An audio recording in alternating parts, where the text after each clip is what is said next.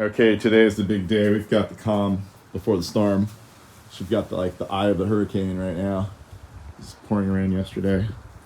It's gonna be pouring rain at supposedly 3 o'clock today. Right now you can see it's just beautiful tropical weather. It's warm, so this storm coming in must be coming from Hawaii, the Pineapple Express. You can see the almond trees are blooming this time of year. It's February, mid-February. I'm thinking this is a perfect day, perfect moment to plant mangoes. So what do we have here? I used to have, what did I have out here?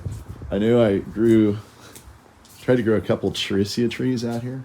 They're really beautiful trees, one of my favorite trees. This tree actually did pretty well, but you can see what it did to this crazy little contorted look, which I kind of liked.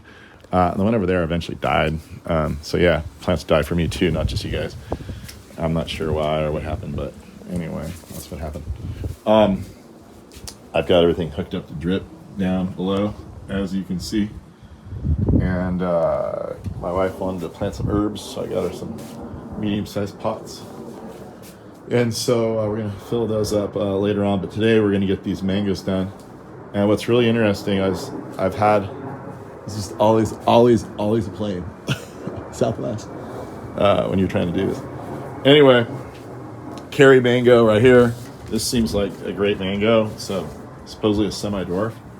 And I've had the fruit. It's really good. In fact, this one here, I left one of these in my shade house, just neglected for 2 years and forgot about it. And then one day I went in there and tried to clean out the shade house. It's just right around that corner over there. And no protection or anything other than just a little fabric above it, some plants around it, and there was a huge mango, and it was delicious. And I'll put the video for tasting that mango. It was the best mango I ever had. So we're gonna do a carry over here, but what's interesting, but look at the carry here. I mean, right now you're out here and the sun is just beaming in here. It is. You touch this wall, it's hot. Not so hot it's gonna burn my hand, but it's really warm on that wall. So these mangoes are feeling that. In the middle of winter, they're actually pushing growth. And so you got to figure if they're gonna do that out here in the winter. I just don't see a scenario where it's gonna get cold enough up here to hurt these plants. We're 20 miles, not even that, probably like 18 to 20 miles directly east of San Francisco, downtown San Francisco. A whole climate apart though, because these hills off in the distance, I'll show them to you, the Berkeley Hills, and they sort of they're about 1,500 feet.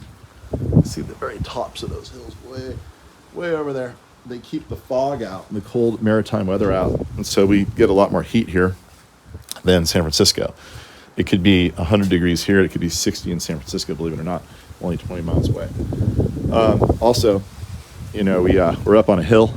Cold air will sink down to the bottom of the valley, and so I wouldn't recommend doing this at the bottom of this valley here. It's going to be too cold. But up on these hilltops, especially when they face south like this one, we catch a lot of warmth and heat during the day, especially on sunny days, especially when it's not windy. The wind will diffuse and disperse the heat.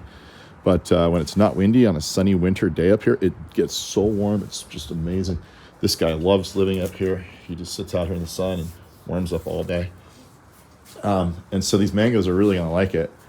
So if you have a spot in your garden like this is ideal. And truthfully, I just want like a big bush, like so big. And I'm not sure like how big it's going to get, but I'll probably keep it pruned like that.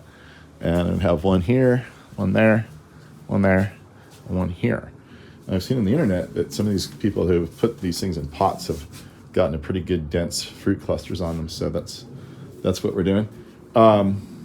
So I'm going to put the carry out here. The other one I have, which is really good for California, is Valencia Pride. This is a real proven California mango. You can see it also is sprouting. It's buds in the middle of winter. Not as much as the carry. I'm not sure why. Maybe because the carry gets a little more heat on this side. Who knows? Or it's just a different schedule. But it's also, these two have been out here the entire winter. And then I just introduced these guys here from San Diego. And what else do we have? We have this is a sugar loaf. That's a sugar loaf. I don't know too much about it other than it's got a great name and supposedly it's really good. And then this one here is a buttercream, which is a newer variety that should be really good. This one actually, it didn't defoliate because of the weather. There was like a rat or something that ate the leaves off this from the San Diego property. This is Glen. This is a variety that's been around a long time. Here we have Alfonso. This one's been around for a long time as well. And then we have a Malika, has the long narrow leaves, a Malika. And I believe that rounds out the bunch. So we're going to put 1, 2, 3, 4, 5, 6, 7. We're going to put 4 of them out here. I'm going to put 3 of them in the ground in real beneficial spots. Maybe that'll be another video. But let's get this started. Next video you're going to see is this whole entire patio cleaned up, looking good. Tricity tree gone. And all of my beautiful this ground cover here, which is called Tradescantia purpurea. Bleeding heart, I believe they call it. Go ahead and plant that at my ranch. So let's get this work done finally before it's going to rain at 3 o'clock. Got to hustle. Oh boy, here comes the storm. I can't believe it was like summertime out here 3 or 4 hours ago, and I made a big mess. I got to get this done before it starts raining. Get this deck totally cleaned up. We got my one Carrie mango put in place. That guy's name is Fig, or Black Fig. We have another one called Mango. It looks more like an orange mango. Anyway, yeah, it was pretty difficult. I had to get this big giant Tricia out. We dragged it out on a little tarp all the way through the house, into there, through that door, out of the porch front. So anyway, yeah, I heard it was going to rain at 3 o'clock. I think right now it's about 1:30. I didn't believe it because it was darn near 70 degrees out and completely sunny, not a cloud in the sky. But now, starting to believe the forecast. Let's get it done. I also feel like I should earn my keep and give you guys some advice instead of just jibber jabber. So here's some pro tip advice. What I like to do, I pre-plumbed irrigation up here that's hooked up to a valve out in the landscape somewhere. I can't remember where at this point. But anyway, I have this adapter on top. I probably need to get another one. You see it's all taped up. The trees out here haven't been getting regular water for a long time, but they didn't really need it. These mangoes will. And so, but what you want to do is you can just run drip lines right through your pot down through the drainage hole. You always want to cover that hole up with some rock so that it drains freely.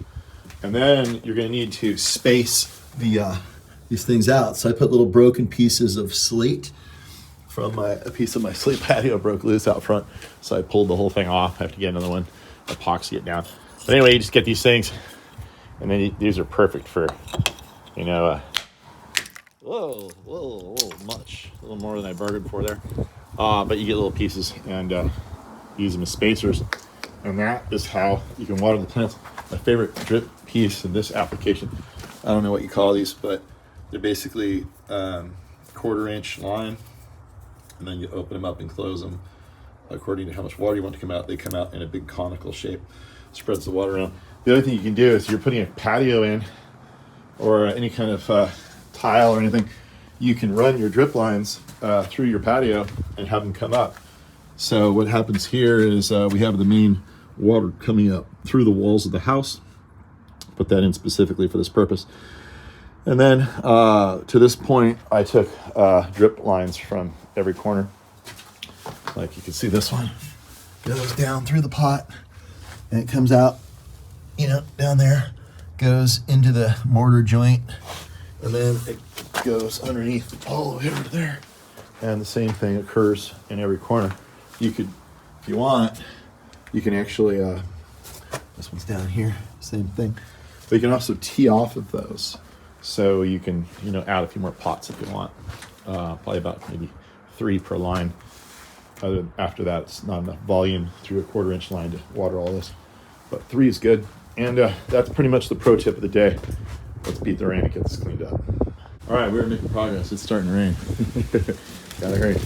One more pro tip. Gotta backfill this one here. Is that a really good planting mix is the stuff that we sell all the time. Citrus and palm mix right here. And we have this all the time in 1.5 cubic foot bags, and they're just heavy enough to make you feel like you're getting a workout, but not so heavy you can't move them. And of course, they have a really beautiful cover on them. And but yeah, it's this wonderful, light, airy stuff. It's got vermiculite, perlite, vermiculite, compost, and fir bark, and all kinds of wonderful things in it, in the perfect ratio to grow all these subtropical plants that we sell. Probably any plants would really like it. You can see the mangoes actually growing in more of a fir bark heavy mulch. See all the little fir bark decomposing, turns into soil, sand, and a little bit of perlite. That's the perlite right there. Wonderful, light, volcanic stuff. Anyway, so that's the pro tip. Come on down, and we always have this on hand whenever you like. Okay, you guys ready to see the big reveal? It's right out here. Here we go. Let's see how we did. Rains came, not as bad as I thought. And here we go. Look how beautiful that looks. These mangoes are super sexy plants, people. It's not just that they're really cool for fruit, but they're beautiful. Look at that beautiful leaf pattern. The yellow and the green together. It also has like a pinkish cast a lot of the time to the trunk when it's, not completely mature. But I love these leaves. They're just so tropical looking. They're evergreen. They look fantastic. So not only should you have mangoes because you want your fruit, they're just beautiful plants to have around. And when they do have fruit in the tree, they'll end up with cool sunset colors like reds and pinks and yellows and orange, all kinds of different peach colors. So, but look at this leaf. This one's awesome. So I haven't planted these yet. These are just going to be herbs. These are just temporary holding spots, that real frost free, this great spot up here that I was talking all about. Leave them here for a little bit before I plant them in the ground. The bigger they get, the hardier they get. Here's my beautiful Carrie, and my daughter made this really interesting head. I was like, what am I going to do with the head? So I put the head here. She needs some hair. We're going to finish that off with a little bit of donkey tails. These are a type of plant called sedum. I believe it's native to Mexico. And it will look like dreadlocks once it gets going. Oh, did you see that? 1 step forward, 2 steps back. That's what that was. All right, pack it in there. One more. And then we're done with that little project there. Those will be beautiful, when they get going. Naughty dread. And then she loves turtles. Of course, I found the turtle. I found all kinds of stuff out here. So I made the turtle crystal landscape there. Those crystals that we found. Anyway, there's the Carrie. Look how beautiful that looks next to the stucco. Isn't that just a beautiful look? And then we have the sugar loaf, I believe. Let's see here. No, buttercream. This is my buttercream. Really beautiful leaf pattern on buttercream. Look at that. It's really intricate. So far they're smaller. It might just be the, well, of course these are bigger. But anyway, really pretty. Let's see if that continues. And then over in this corner, we have the sugarloaf. And this one looks like it's getting ready to actually flower. Those are like flower buds coming out. We'll have to watch those. They don't look just like leaf buds. And I'll probably be cutting off most of those flowers, so I want it to grow. I don't want it to fruit yet. And it will fruit. You don't want that. It's too little. And then, of course, the Valencia Prime. So anyway, I think that these mangoes are going to do fantastic. I'm obviously going to give you guys some updates on how they're doing. And we'll just have to watch and see if they're going to do as well as I thought and see how long we get fruit. It's going to be kind of a big, fun experiment. I should have done this years ago up here, but at least I'm doing it now. So that's pretty much it. So watch for the rest of the videos coming on up. Have a great day. Wow. What a difference several hours makes. It's pouring rain right now. There's my little Incan god out there in the rain. And when you look at this scene here, can you believe it was a summer day? I mean, it was warm out there all the way up until, I don't know, 2 o'clock, clouds started rolling in a little bit, and now it's 5 p.m. and it's an absolute downpour. So I guess in Florida they're used to this, but usually in California it doesn't go from like a beautiful sunny day this abruptly, but today it sure did. Just as a little fun side note, but that makes the mangoes super happy because they are getting drenched right now with fresh, beautiful water.